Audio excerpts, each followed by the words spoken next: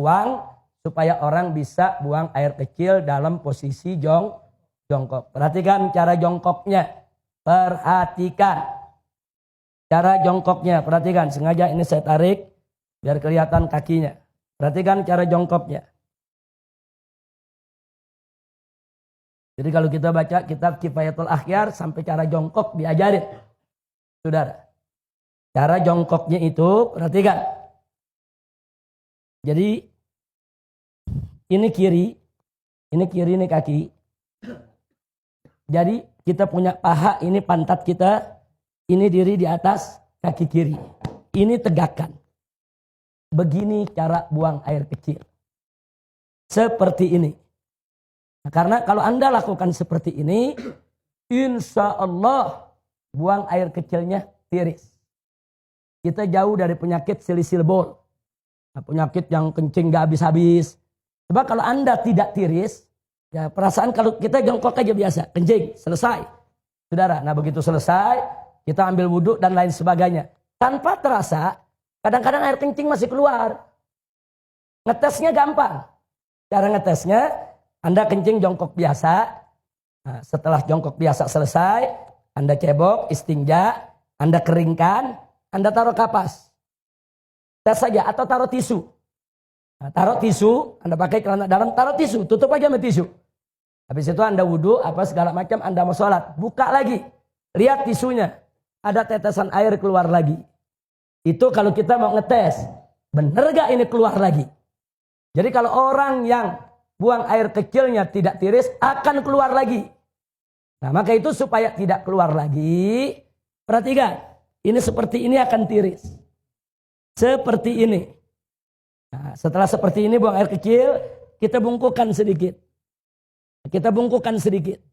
Nah, boleh sekali-sekali kalau masih berasa ada, kita tukar posisi. Nah, sekarang kita di kanan, kiri yang tegak. Tapi ini bukan posisi utama, bukan. Posisi utama yang tadi. Posisi utama yang tadi. Ini cuma untuk menggoyang kita punya kantung kencing. Supaya kantung kencing kita ini kegoyang. Digoyang begini, balik lagi. Tapi ini yang utama. Ini kalau begini kita kencing, insya Allah tiris. Tidak akan tersisa lagi. Kira-kira jelas tidak? Ditambah lagi dengan jari kita tekan bagian bawah sebelum bagian dubur di bawah ada. Kalau kita tekan keluar lagi itu. Keluar lagi itu cairan. Tekan sedikit. Yang ketiga, istibra. Apa istibra? Dehem. Dehemnya bukan dehem dengan tenggorokan. Bukan dehem dengan suara dada. Dehem dengan perut. Perut. Jangan pakai dada. Enggak. Coba lihat, ada bedanya enggak dengan dada sama dengan perut? Beda. Coba pakai perut. Gimana dehem? Perut kita tekan. 3-4 kali. Nah, itu klepnya terbuka. Kita dehem, klepnya terbuka, dia akan tiris air kencingnya. Kira-kira jelas? Habis itu baru kita istinja. Jadi Islam ini indah. Sampai cara kencing diajarin. Dalam Islam ya ikhwan. Dan ternyata para dokter mengakui. Para dokter itu mengakui. Ternyata betul memang posisi itu membuat bukan hanya kantung kencing. Membuat ginjal kita di posisi yang benar untuk membuang daripada air seninya. Jadi posisi ginjal nih, saudara memang seperti ini. Dia jadi seimbang posisinya kalau begini. Ginjal kanan, ginjal kiri. Saudara, memang posisinya begini. Jadi untuk ginjalnya sehat, kantung kencingnya sehat, dan insya Allah tidak menetes lagi. Kira-kira jelas? Nah ini oleh-oleh pelajaran terakhir. Mudah-mudahan manfaat untuk kita semua. Amin ya rabbal alamin. Tolong diamalkan, dijalankan supaya sholat kita bisa lebih tertib lagi. Tapi ingat, saya ini membahasnya cuma sangat singkat sekali. Belajar lagi sama guru-guru kita. Tanya kita punya guru, tanya kita punya ustadz, tanya kita punya habib. Dengan kitab-kitab yang mereka baca. Bagaimana tata cara sholat, bagaimana rukun sholat, bagaimana tata cara wudhu. Apa itu hal-hal yang najis, apa itu hal yang membatalkan daripada wudhu kita. Pelajari. Sebab kalau Anda tidak tahu bagaimana cara bersuci, bagaimana sholatnya bisa benar? Itu pintu.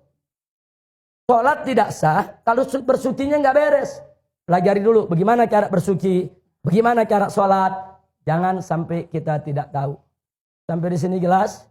Alhamdulillahirabbil alamin. Saya pikir cukup sampai di sini. Itu saja yang bisa saya sampaikan. Terima kasih. Hadani Allah wa iyyakum ila siratil mustaqim. Wassalamualaikum warahmatullahi wabarakatuh. Begitu kita sholat di tahiyat yang terakhir, kemudian kita teringat, yakin bahwa tadi di rakaat kedua kita tidak baca suratul Fatihah. Tapi kita langsung membaca surat.